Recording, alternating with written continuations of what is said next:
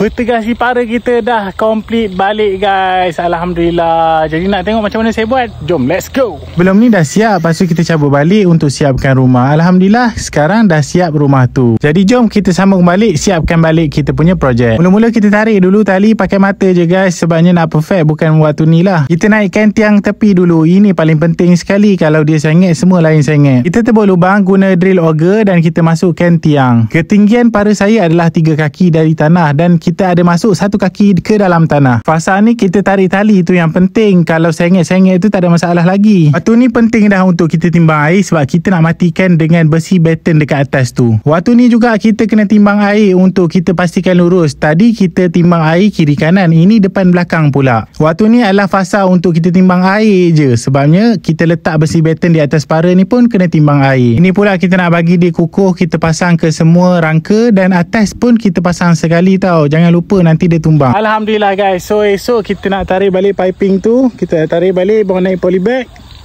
Dan jumpa lagi for next video. Bye. Assalamualaikum.